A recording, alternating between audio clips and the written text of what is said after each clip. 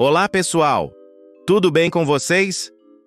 O vídeo de hoje vai analisar a decisão proferida pelo ministro Flávio Dino, do Supremo Tribunal Federal, na qual se firmou o entendimento de que leis, ordens executivas e atos administrativos editados por autoridades estrangeiras não possuem eficácia automática no território brasileiro. Para que produzam efeitos jurídicos internos, exige-se a chancela expressa do STF, por meio de reclamação constitucional ou de outro instrumento processual adequado. Vamos lá? No julgamento da medida cautelar na arguição de descumprimento de preceito fundamental NU 1178, o ministro Flávio Dino enfrentou a questão da aplicação de sanções estrangeiras a cidadãos brasileiros, notadamente diante da repercussão internacional da denominada Lei Magnitsky. A norma estadunidense autoriza a imposição de restrições financeiras e de circulação a autoridades e pessoas acusadas de corrupção ou violações a direitos humanos. Segundo o relator, atos normativos ou executivos editados por outros estados não têm aplicabilidade imediata no Brasil, carecendo de controle jurisdicional prévio para que possam produzir efeitos internos. Dino fundamentou sua decisão principalmente em dispositivos constitucionais que consagram a soberania nacional. Artigo 1º, inciso 1º, da Constituição Federal, a independência nas relações internacionais. Artigo 4º, inciso 1º, e a igualdade soberana entre os Estados. Artigo 4º, inciso 5º. Além disso, ressaltou-se a necessidade de observância da competência atribuída ao Poder Judiciário brasileiro para homologar e conferir eficácia a decisões estrangeiras. Nos termos do artigo 105, inciso 1º, a linha I da Constituição Federal, cabe ao Superior Tribunal de Justiça homologar sentenças estrangeiras, enquanto ao Supremo Tribunal Federal incumbe o julgamento de arguições de descumprimento de preceito fundamental quando atos estrangeiros violarem diretamente a ordem constitucional interna. Na prática, o ministro determinou que o Banco Central, a Federação Brasileira de Bancos, FEBRABAN, a Confederação Nacional das Instituições Financeiras, CNF, e outras entidades do setor financeiro fossem comunicadas oficialmente para que se abstenham de dar cumprimento automático a ordens externas, especialmente no que se refere ao bloqueio de ativos, suspensão de transações ou restrição de direitos patrimoniais de brasileiros. Com isso, a decisão não apenas reafirma a jurisprudência já consolidada acerca da necessidade de homologação de sentenças estrangeiras, mas também a expande ao abarcar atos administrativos e ordens executivas de natureza sancionatória editados em outros países. Essa ampliação de escopo representa uma contribuição relevante para a delimitação dos limites da cooperação internacional no campo jurídico, tensionando a relação entre a proteção da soberania nacional e as exigências da globalização contemporânea. A interpretação segundo a qual normas estrangeiras não podem ter aplicação automática em território nacional encontra respaldo em significativa parcela da doutrina brasileira de direito internacional público e privado.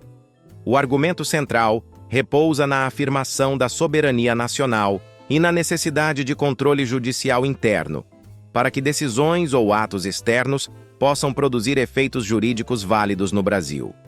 Jacob Dollinger destaca que o reconhecimento da eficácia de atos estrangeiros é manifestação de soberania e, como tal, não pode ocorrer de forma automática sem o crivo das instituições nacionais. Para o autor, admitir a aplicação imediata de sanções impostas por outro Estado seria abrir mão da autonomia jurídica do país, sujeitando seus cidadãos a normas editadas sem qualquer participação democrática interna. No mesmo sentido, Valério de Oliveira Mazzuoli observa que a Constituição de 1988 atribuiu ao Superior Tribunal de Justiça a competência para homologar sentenças estrangeiras, artigo 105, IMO-INE, o que confirma a exigência de chancela judicial para sua eficácia. O jurista acrescenta que a exigência decorre da própria ideia de segurança jurídica, na medida em que impede a importação irrefletida de decisões alheias ao ordenamento nacional. Francisco Rezec, por sua vez, ressalta que o direito internacional reconhece a igualdade soberana entre os Estados e que a aplicação extraterritorial de leis estrangeiras em solo brasileiro somente pode ocorrer mediante concordância expressa do ordenamento interno.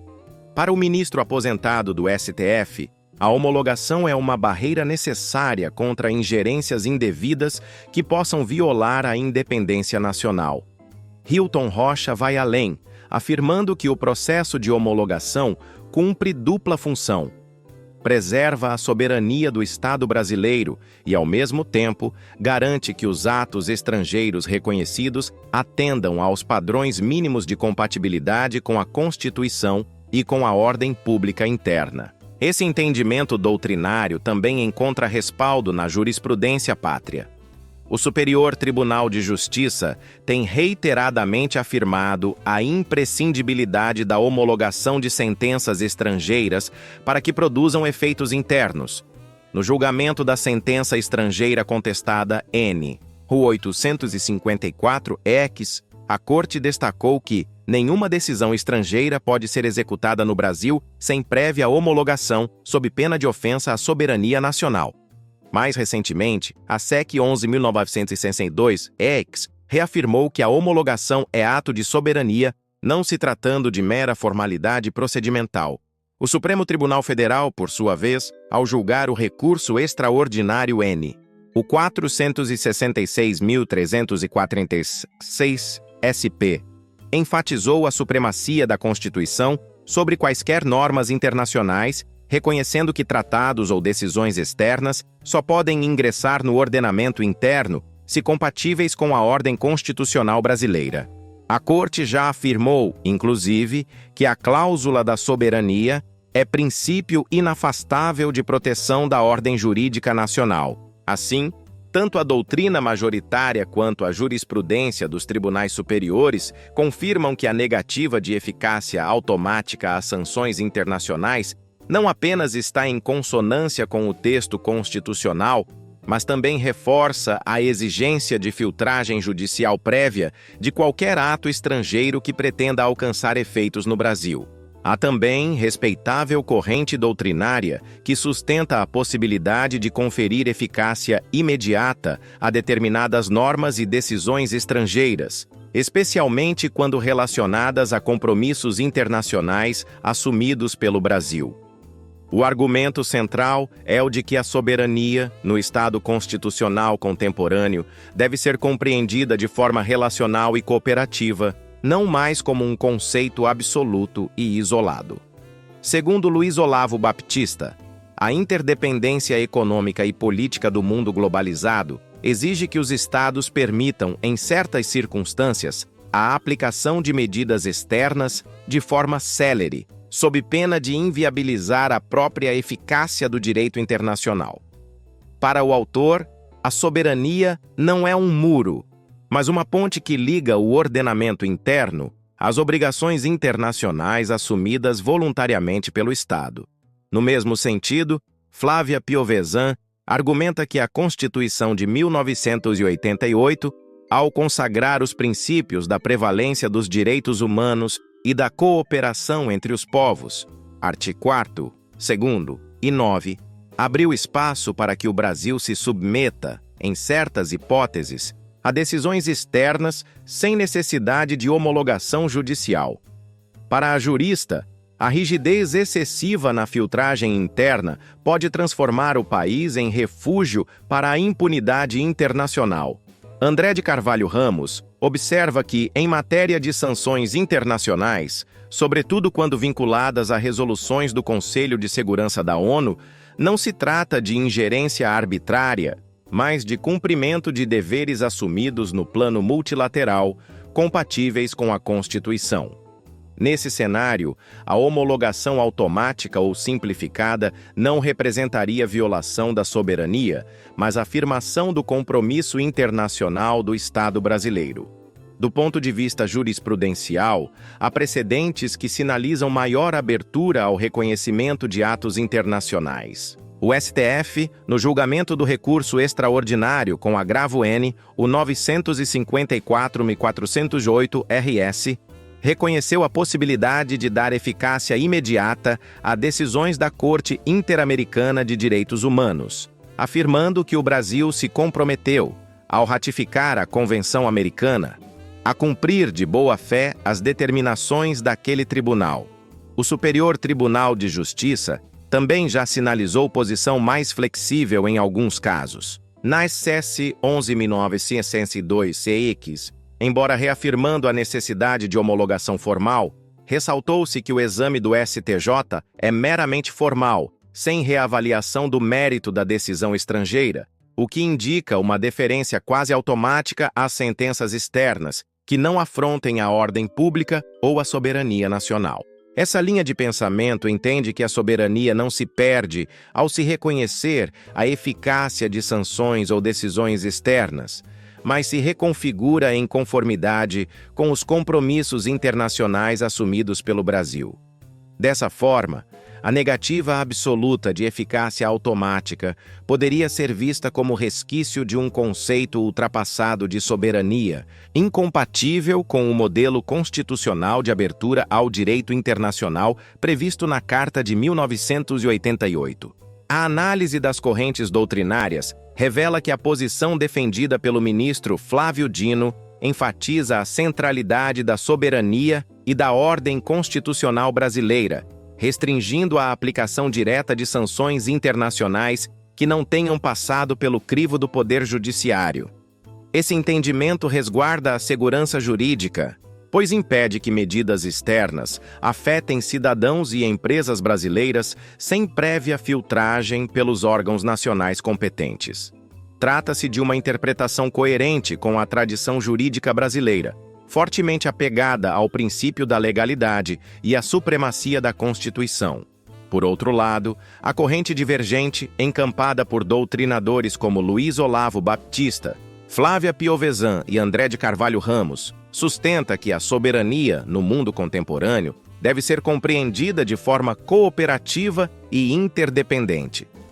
Segundo esse viés, a Constituição de 1988 já consagrou a prevalência dos direitos humanos e a cooperação internacional como princípios orientadores da República, o que legitimaria uma postura de maior abertura ao reconhecimento automático, ou, ao menos, simplificado, de determinadas decisões internacionais, especialmente aquelas oriundas de organismos multilaterais dos quais o Brasil é parte. A jurisprudência também espelha essa tensão. De um lado, o STJ reafirma a necessidade de homologação formal das decisões estrangeiras, ainda que com um exame limitado ao aspecto formal. De outro, o STF já reconheceu, em julgados como o ARRI 954.408-RS, a vinculação do Brasil a decisões da Corte Interamericana de Direitos Humanos, admitindo sua eficácia imediata. Diante desse cenário, a posição que melhor harmoniza a proteção da soberania nacional com a responsabilidade internacional assumida pelo Brasil parece ser uma síntese conciliatória. Para atos externos de caráter meramente privado, como sentenças civis ou comerciais estrangeiras, deve prevalecer a necessidade de homologação formal pelo STJ, como exige o ordenamento. Já em relação às sanções internacionais impostas por organismos multilaterais, sobretudo no âmbito da ONU ou de cortes de direitos humanos ratificadas pelo Brasil, mostra-se mais compatível com o texto constitucional adotar uma postura de eficácia quase automática, limitada apenas pela cláusula de ordem pública e pelos princípios fundamentais do Estado brasileiro. Assim, pode-se afirmar que o entendimento do ministro Flávio Dino, embora juridicamente consistente e protetivo da soberania, talvez seja demasiadamente rígido diante da realidade das relações internacionais. uma interpretação constitucional mais equilibrada, que reconheça a soberania cooperativa prevista na Constituição de 1988, permite conciliar o respeito ao ordenamento interno com o cumprimento dos compromissos internacionais, evitando que o Brasil se torne um espaço de resistência indevida às sanções legitimamente pactuadas no cenário global. Curtiu este vídeo? O que achou desta análise? Você concorda ou não? Deixe seu comentário, curte aí e ativa o sininho para você receber notificações de mais vídeos jurídicos do Direito Espero no Mútuo. Até a próxima, forte abraço!